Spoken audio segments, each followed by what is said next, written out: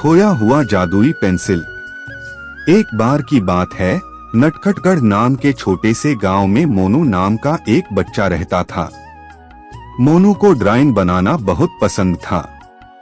उसके बनाए हुए चित्र इतने सुंदर होते थे कि लोग दंग रह जाते।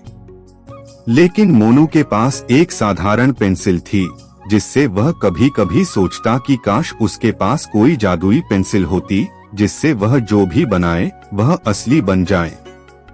जादुई पेंसिल की खोज। एक दिन मोनू जंगल में घूमने गया। वहां उसे एक पुराना पेड़ दिखा, जिसकी जड़ में एक चमचमाती पेंसिल पड़ी थी। जैसे ही मोनू ने उसे उठाया, अचानक एक रोशनी फैली और एक बूढ़े बाबा प्रकट हुए। उन्होंने कहा, बेटा, यह एक जादुई पेंसिल है। इससे जो भी तुम बनाओगे वह सच में जीवित हो जाएगा। लेकिन याद रखना, इस पेंसिल का इस्तेमाल अच्छे कामों के लिए ही करना। मोनू बहुत खुश हुआ और पेंसिल लेकर घर आ गया। उसने सबसे पहले एक सुंदर सा फूल बनाया और देखते ही देखते वह असली फूल में बदल गया। फिर उसने एक छोटी बिल्ली बनाई और वह भी म्याऊं म्याऊं करने लगी। मोनू को बहुत मजा आ रहा था।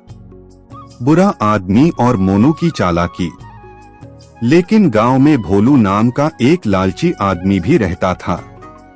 जब उसे इस जादुई पेंसिल के बारे में पता चला, तो उसने मोनू से वह पेंसिल छीनने की योजना बनाई। एक दिन भोलू ने मोनू को धोखे से बुलाया और उसकी पेंसिल छीन ली। अब भोलू ने सोचा कि वह हीरों और सोने के सिक्के बना लेगा और सबसे अमीर आदमी बन जाएगा। लेकिन जैसे ही उसने पेंसिल उठाई, वह काम करना बंद कर गई। उसे कुछ भी बनाने पर केवल टेढ़ी मेढ़ी लकीरें ही बन रही थीं। जादुई सीख। मोनू ने हंसते हुए कहा, बाबा ने कहा था कि यह पेंसिल केवल अच्छे लोगों के लिए काम करती है। भोलू को अपनी गलती का एहसास हुआ। उसने मोनू से माफी मांगी और वादा किया कि वह अब कभी किसी का नुकसान नहीं करेगा। मोनू ने पेंसिल वापस ली और उसकी मदद से गांव के लिए एक बड़ा सुंदर बगीचा बनाया, जहां बच्चे खेल सकें और बड़े सुकून से बैठ सकें। उसने गांव के गरीब लोगों के लिए घर भी बनाए। अब पूरा गांव खुश था और मोनू समझ चुका था कि किसी भी ताकत का सही इस्तेमाल ही सबसे बड़ी जिम्मेदारी होती है। सीख। कोई भी ताकत या हुनर तभी अच्छा होता है जब हम उसे सही